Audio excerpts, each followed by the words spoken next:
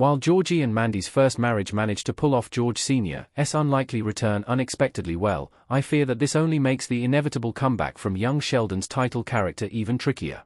When young Sheldon's finale aired, I figured that was the end of the character's story. The Big Bang Theory's finale had already brought the story of his adult life to a fitting close, as he and Amy won the Nobel Prize while surrounded by their supportive friends. Young Sheldon's ending revealed they also had children, meaning the couple's happy ending seemed set in stone. Moreover, since young Sheldon's spin-off was titled Georgie and Mandy's First Marriage, I couldn't see why the series would need Sheldon.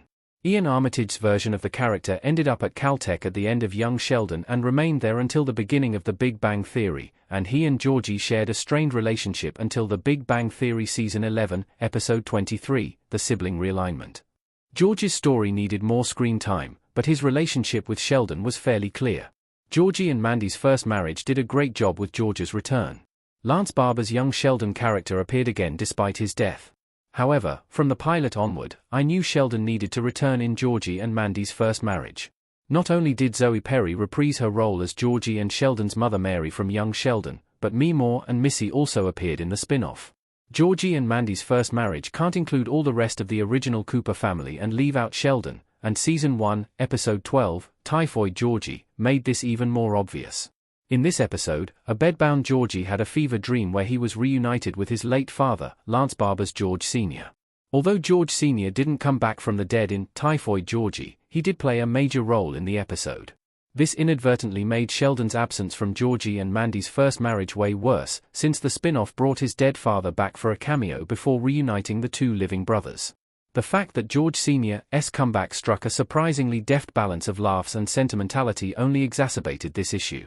It is clear that the spin-off knows how to reincorporate young Sheldon characters, even dead ones, so Sheldon's absence feels increasingly strange. In the first of his fever dream appearances in Typhoid Georgie, George Sr. initially encouraged his son to return to work despite his illness, even briefly turning into a terrifying ghost to send him on his way.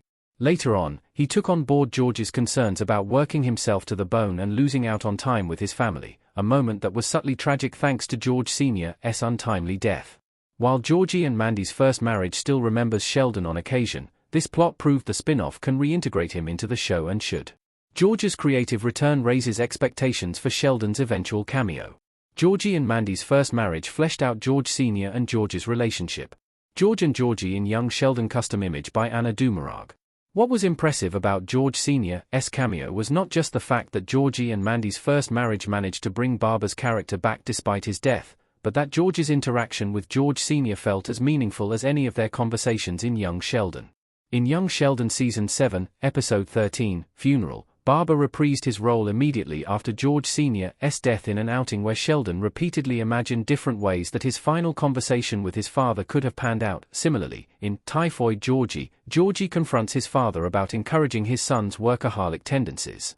Since Georgie never got to talk with his father about work or life balance during the years they shared together, it was only via a fever dream that he was able to achieve any closure. While the breakup of Georgie and Mandy's First Marriage is technically the spin-off's main focus, I'm now convinced that the show could make Georgie and Sheldon's troubled relationship as compelling as his imagined reunion with his late father. What is the best way to bring Sheldon back in Georgie and Mandy's First Marriage? Georgie and Mandy's First Marriage Episode 12 highlighted the trouble with Sheldon's return. The main problem with the comeback is that Georgie and Mandy's First Marriage will have a hard time justifying Sheldon's return. Georgie feared what his father thought of his sick days, so he envisioned a conversation with the late character where they could talk this through.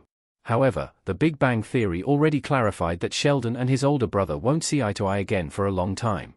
Due to the events of The Sibling Realignment, viewers know the duo remain at odds for years. Thus, unlike Georgie and his imagined version of his late father, Sheldon and Georgie can't settle their differences too soon. They can't have a sweet reunion moment like Georgie and George Sr., which makes Sheldon's comeback tougher to pull off. Sheldon could return for a major family holiday like Thanksgiving or Christmas, and this could result in a fight that explains how the two grew further apart. However, as a sitcom, it might be hard for Georgie and Mandy's First Marriage to make this premise as funny as an episode of Young Sheldon.